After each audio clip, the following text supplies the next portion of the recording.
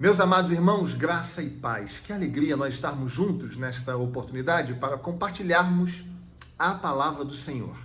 Eu quero louvar a Deus por este privilégio e agradecer publicamente ao meu querido irmão, reverendo Roster Guimarães Lopes, pelo convite fraterno.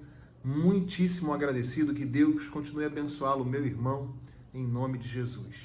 Quero estender esta gratidão ao Conselho da Igreja Presbiteriana Unida de São Paulo e louvar a Deus por todos os irmãos.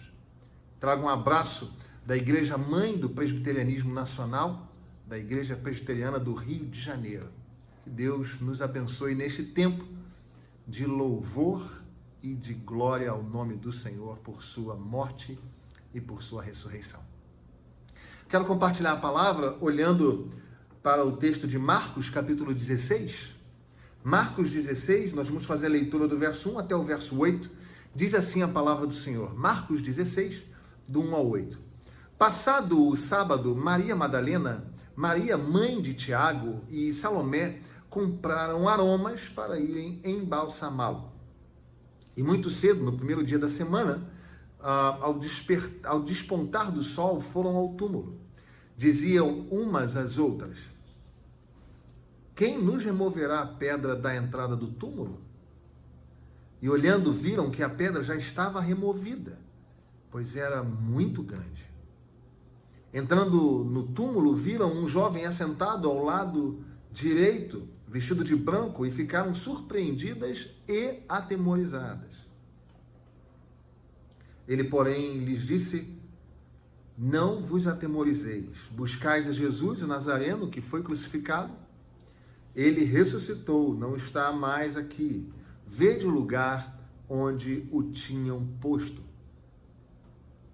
Mas ide, dizei a seus discípulos e a Pedro que ele vai adiante de vós para a Galiléia. Lá o vereis, como ele vos disse. E saindo elas, fugiram do sepulcro porque estavam possuídas de temor e de assombro e de medo. Nada disseram a ninguém. É a palavra do Senhor ao nosso coração para esta breve reflexão. Não sei se você sabe, mas da onde surgiu a história de que 1º de abril é o dia da mentira? Nesta semana nós vivemos o dia 1º do mês de abril, em que parece saber que para nós não existe dia da mentira, porque nós somos filhos da verdade, mas cultural e socialmente o dia 1º de abril passou a ser identificado como o dia da mentira. E o início dessa história se dá em Minas Gerais, quando é editado e publicado o jornal chamado, o periódico chamado A Mentira. Em 1º de abril de 1828, este periódico é lançado e noticia o falecimento de Dom Pedro. E no dia seguinte, então, ele é desmentido. E a partir de então, o dia 1º de abril passou a ser, socialmente falando, o dia da mentira. Bom, talvez alguém possa me perguntar: pastor, mas o que isto tem a ver com a Semana Santa? O que isso tem a ver com a sexta-feira da Paixão e com o domingo da Ressurreição? O que isso tem a ver é que por muitas vezes tentaram afirmar que a morte, a ressurreição, especialmente a ressurreição do Senhor, foram uma grande mentira. Criaram aquilo que eles chamaram de hipóteses alternativas. E uma hipótese destas dizia que não, ele não morreu. O que ele teve foi uma parada cardíaca, o que é um absurdo, porque em razão da quantidade de espancamentos e do tempo exposto na cruz, não havia parada cardíaca. O Senhor, de fato, entregou o seu espírito. Uma outra hipótese alternativa é que os discípulos do Senhor roubaram o seu cadáver, justamente para criar esta falácia, esta mentira de que ele ressurgiu. No entanto, nós sabemos que esta é a verdade. Na verdade, esta é a maior verdade da nossa existência. A nossa vida se fundamenta nesta verdade. A nossa fé está solidificada nesta verdade do Cristo que se fez carne, habitou entre nós, viveu de forma perfeita, foi para a cruz para a remissão de pecados, morreu e ao terceiro dia ressuscitou. Esta é a verdade que sustenta a nossa vida. Portanto, nesta semana em que nós passamos pelo 1º de abril, e nesta semana em que nós evidenciamos a nossa maior verdade, nós queremos olhar, não com viés social, de pensar que nesta semana nós vivemos o dia da mentira, mas com viés espiritual e eterno, de que nós estamos fundamentados na nossa maior verdade. É que eu quero pensar com você a respeito dos benefícios da morte e da ressurreição do Senhor. Em primeiro lugar, o primeiro benefício é que a morte e a ressurreição apresentam a certeza do recomeço para os discípulos. A morte e a ressurreição do Senhor apontam a verdade da certeza de que em Jesus Cristo nós temos a possibilidade de recomeçar. Pastor, em que lugar do texto isto está?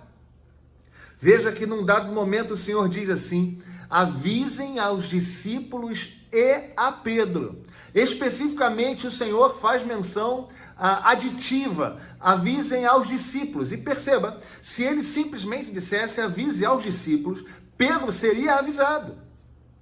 Porque Pedro fazia parte do colégio pastoral, do colégio apostólico. Pedro fazia parte do grupo que acompanhou o Senhor. Ora, por que esta adição do Senhor, avise aos discípulos e a Pedro? Justamente porque o Senhor queria enfatizar que nele, em sua morte e em sua ressurreição, sempre há a possibilidade de um recomeço, querido.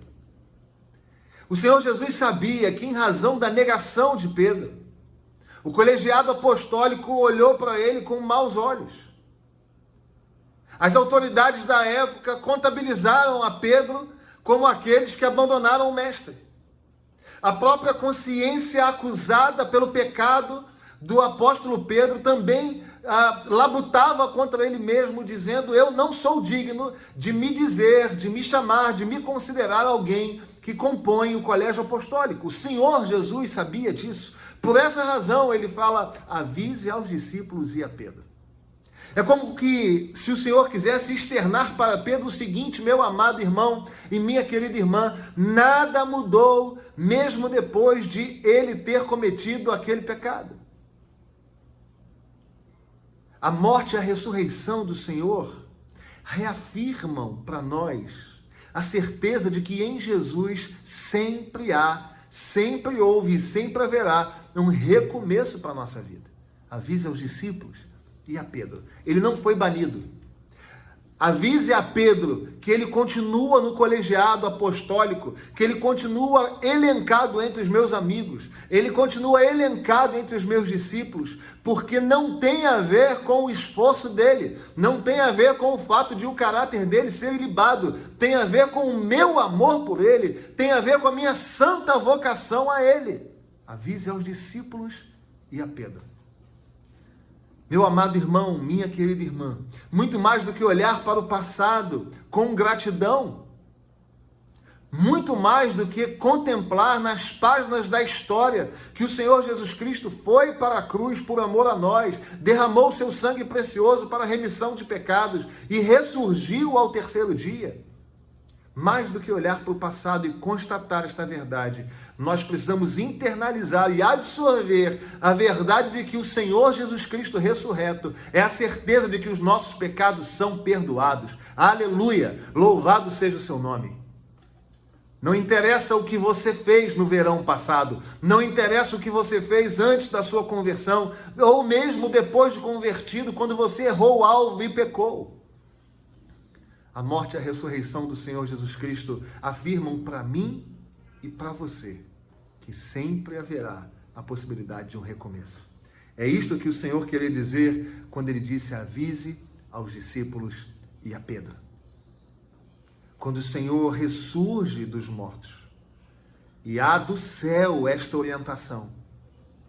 Avisa os discípulos e a Pedro. O que o Senhor queria é que Pedro fosse avisado de que para ele não havia término de estrada.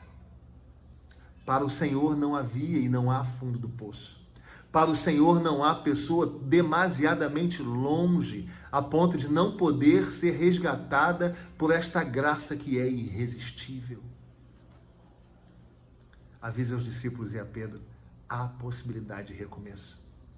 Em segundo lugar, a morte e a ressurreição do Senhor confirmam a necessidade de comunhão.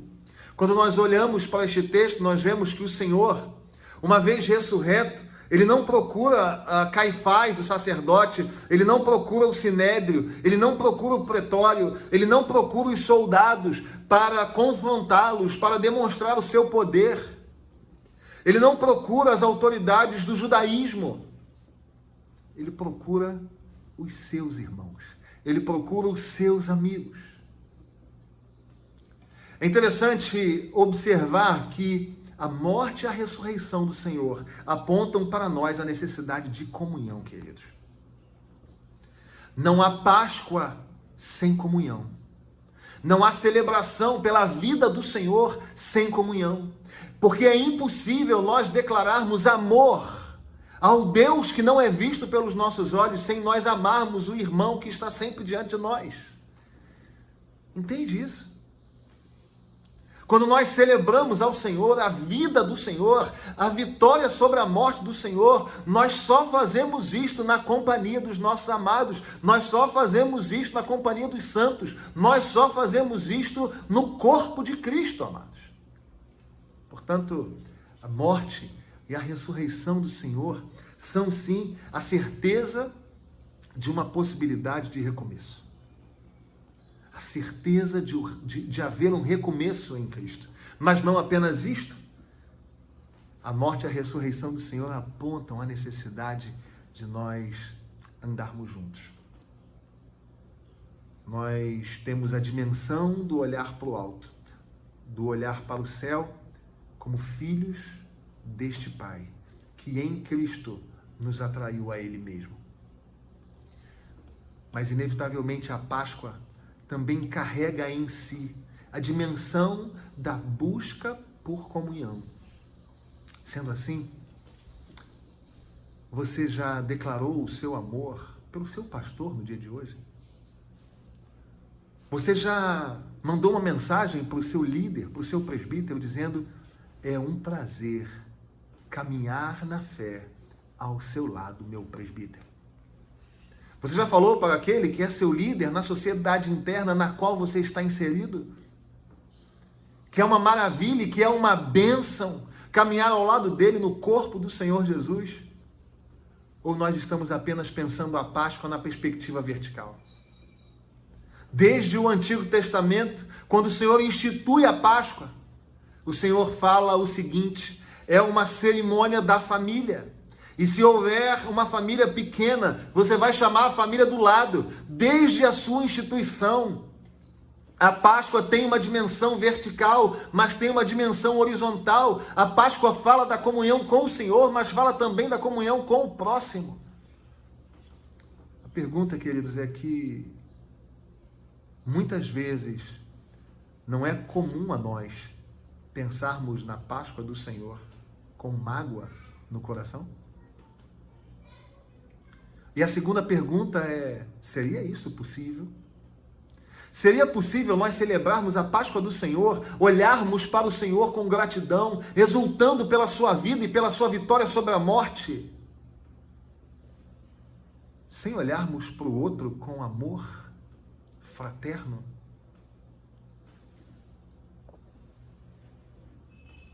Meus amados irmãos, a morte e a ressurreição do Senhor Jesus Cristo apresentam a certeza de recomeço.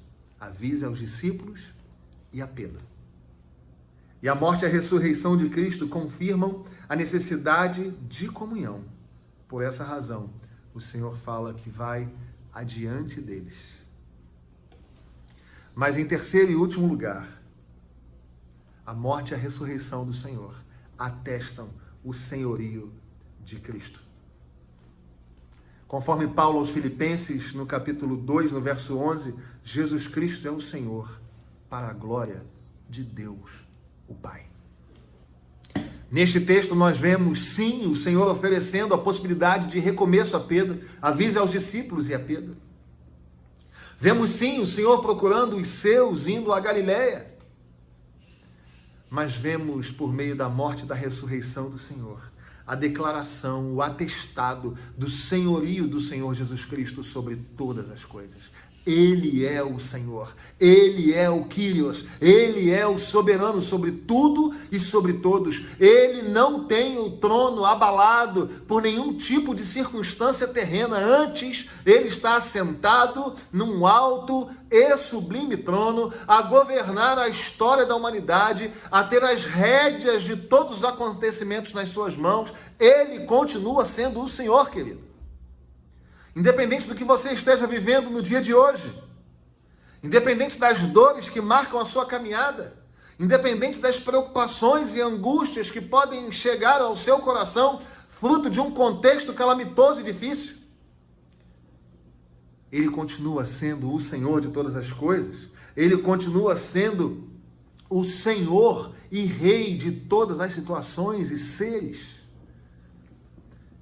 Quando nós percebemos as pessoas angustiadas com o futuro, preocupadas com o que vai acontecer no dia de amanhã, nós esquecemos as palavras do próprio Senhor Jesus Cristo, dizendo: buscai, pois, em primeiro lugar o reino de Deus e a sua justiça, o meu reino e a minha justiça, e as outras coisas vos serão acrescentadas. E neste mesmo fragmento de texto ele diz: não andeis ansiosos de coisa alguma.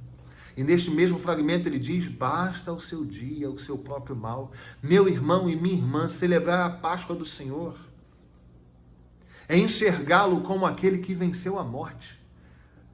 O Senhor venceu aquela que a literatura chama de a inimiga das gentes. O nosso pior adversário, humanamente falando, foi vencido pelo nosso Senhor. Celebrar a Páscoa, querido, é entender de uma vez para sempre que o nosso Senhor é sobre todas as coisas, que o nosso Senhor é vitorioso sobre a morte, que o nosso Senhor ressurgiu ao terceiro dia. Portanto, mesmo sendo em um contexto calamitoso e difícil, você pode olhar para o futuro com esperança. Porque este Senhor, que oferece para nós a possibilidade de recomeço, que apresenta para nós a carência de comunhão, a necessidade que temos de caminhar juntos. A morte e a ressurreição do Senhor também atestam o senhorio de Cristo.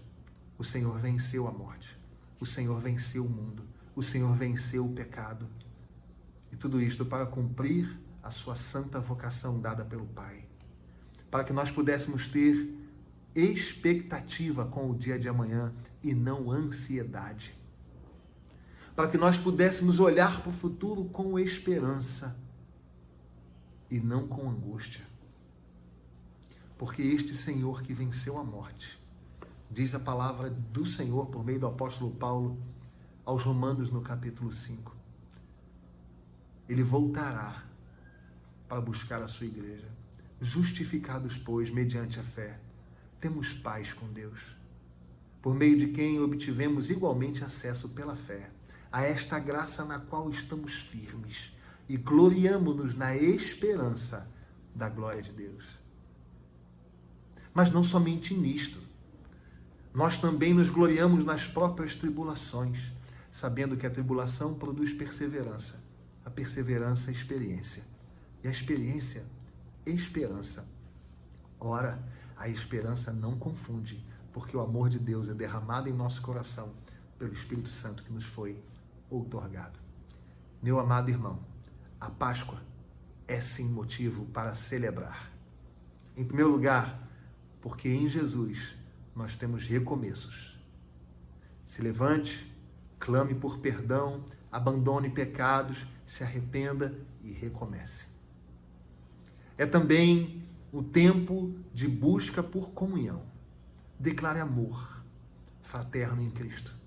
Faça isso pelo seu pastor. Você não tem ideia do quanto os pastores têm sido sobrecarregados neste tempo. Apoie o seu pastor. Declare amor a ele. Fale isso para os seus presbíteros, para os seus diáconos, para os seus líderes, para os seus irmãos. Declare o amor de Cristo. Páscoa também é tempo de comunhão. Mas em terceiro e último lugar, a morte e a ressurreição do Senhor atestam o senhorio de Cristo. Nós nos gloriamos na esperança da glória de Deus. O Senhor voltará para buscar a sua igreja. Seja alentado e seja alimentado com esta certeza, em nome de Jesus. Amém. Que Deus os abençoe.